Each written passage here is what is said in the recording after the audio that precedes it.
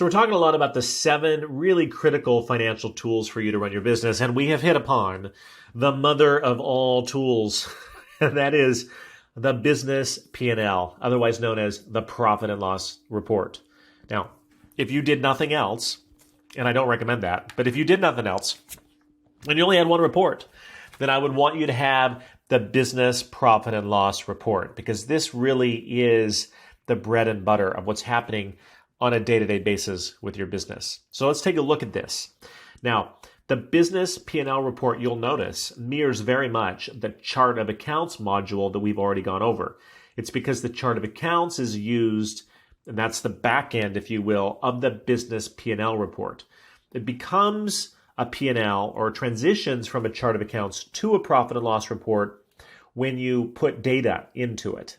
That's really the distinction between the chart of accounts and the business P&L report.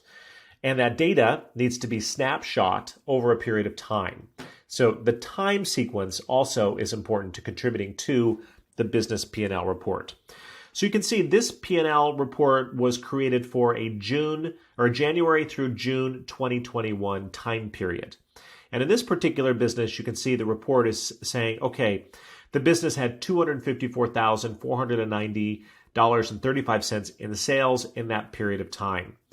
And it had a variety of expenses, automobile expenses, communication and technology expenses. And if you recall in the chart of accounts module, we said that you can customize all of these subcategories or really any of these categories, but certainly take a look at customization of the subcategories so that you're seeing the P&L as you need to see it in order to make decisions about your business. So for example, if monitoring how much gasoline was being used because your business has a fleet of trucks, then clearly that's going to be a really important category. As a matter of fact, you may even have truck 1, truck 2, truck 3, truck 4 under gasoline and be able to monitor it that way as an example.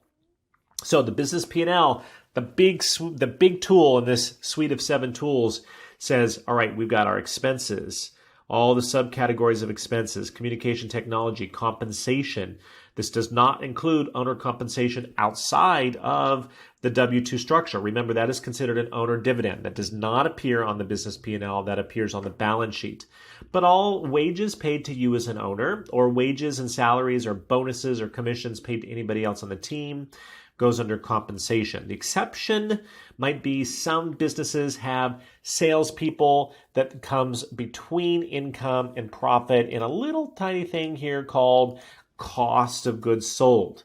I'll refer you back to the module on the creation of the chart of accounts for a little bit more explanation of cost of goods sold. But in some cases, commissions to 100% commission-based salespeople go here under cost of goods sold. But in most cases, they sit down here under communications and technology. And the P&L allows you to monitor this, right? I really like the P&L in particular because it's able to let me see these expenses in a snapshot of time. So, for example, I'm looking at this business, I'm like, $124,000, $124,861 net based on $254,000 in revenue is really pretty good. You would know whether that was actually good based on the business type you're in and whether this time sequence was right. In a lot of businesses, Q1 and Q2 are elevated, Q3 and Q4 are a little bit below. So, an interpretive exercise might be like, all right, 124,000 in net profit, 254,000 in total income is good for January through June, or maybe it's not good. I don't know.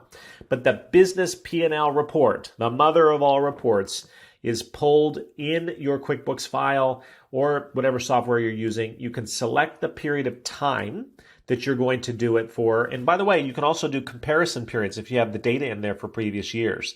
So I could pull a comparison P&L that shows January through June 2021, January through June 2020, January through June 2019, what have you, and be able to compare what's going on. Or maybe I just want to see January, or rather June to June, June this year to June last year. Or maybe I want to see January, February, March together in a clump, and then April, May, and June together and see what Q2 looks like. All of that is possible through the accounting software. It's one of the reasons I recommend people get out of managing this stuff through Excel, because you can't get the nuance in pulling the different data slices in time like you can through financial software. Now, when you export this data, you can export it in an Excel format like this is, or it can come in a PDF format too. So it's up to you. So that's this report, the business P&L, a real critical report in the suite of tools that you're using to manage your overall financial life.